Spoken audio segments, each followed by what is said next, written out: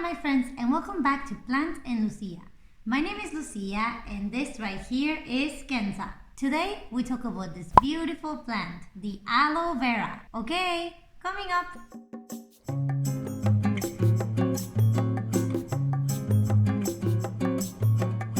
Whether you are coming back or this is your first time in this channel, thank you so much for watching this video. I am a plant beginner and in this channel I want to share with you everything that I learned about houseplants. So if you want to talk about how to take care of them, how to display them, or even how to connect with them, make sure to subscribe so we can see each other every week and talk about how we can bring more nature to our homes. But now, let's get to the video. The aloe vera is such a popular plant. This is because it's a very easy to grow succulent, so it's perfect for beginners, and also it has many healing properties. You can actually use the sap of your aloe vera for many things, including skin irritation or burns. So now let's see how you can keep your aloe very happy at your house. In terms of temperature, this plant really likes warmer temperatures. So keep your plant in a room that is between 13 to 27 degrees Celsius.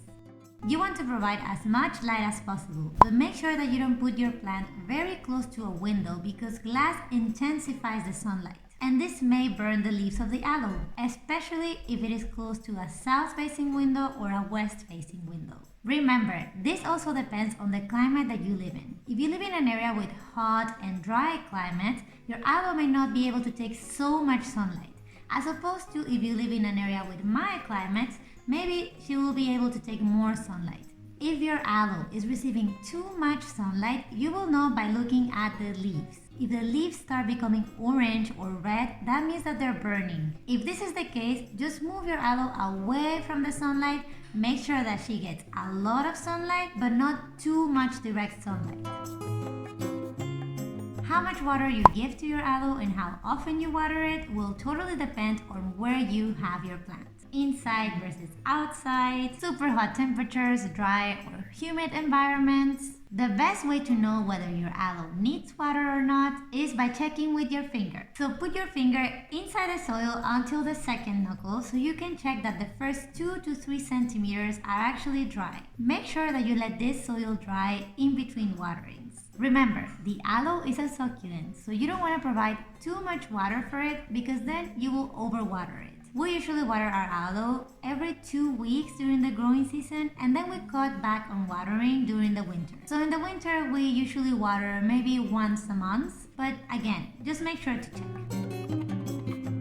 In terms of potting mix, aloes are just like many other succulents and cactus. They like well-drained potting mix. This is because you don't want the soil to be really moist or wet around the roots. This can actually cause root rot, and we don't want that. You can actually provide a cactus mix for your aloe, that's what I do.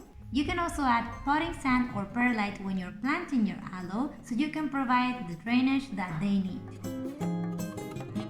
In terms of fertilizing your aloe, they don't need so much fertilizer. So what it is recommended is that you fertilize your plant once in the spring and once in the summer. That should be enough for her.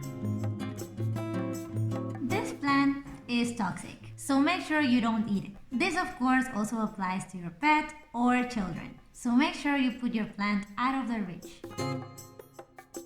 Some common problems with the aloe include shrunken or wrinkled leaves. This usually means that your plant needs water. To help your plant, it is recommended that you water lightly and mist the leaves. Do the same thing on the following day and the day after that. But remember, don't let your plant sit in very wet soil because this is not good for a succulent. Common problem number 2 is leaves turning orange, brown, or red. This can be caused by 2 reasons. The first one is that your plant may be getting too much sunlight. So try to move her to a place where she still gets bright sunlight but not too much direct sunlight. This may also be related to overwatering. Again, when you water your plant, make sure that the first 2 to 3 centimeters of the top of the soil have dried out. That way you make sure that you're not overwatering your plant. Pale or yellowing leaves. If the whole plant is pale or yellowing, this may be caused by 2 things. The first is that you're overwatering. So again, make sure that you check the first 2 to 3 centimeters from the top of the soil before you water and make sure that they are completely dry. Then you can water to prevent overwatering. The second cause may be that your plant is actually not getting enough sunlight. Aloe veras love sunlight, so make sure to put your plant in a place where she gets lots of bright sunlight. Okay, my friends, these are some tips that I can share with you about this beautiful plant. Do you have an aloe at home? How do you take care of it? Do you have any other tips to share? Please make sure to comment below so we can all learn together. If you would like to be part of this community, you're always welcome. So make sure to subscribe so we can see each other every week and keep talking about plants. And as always, I will see you in the next video. Okay, ciao!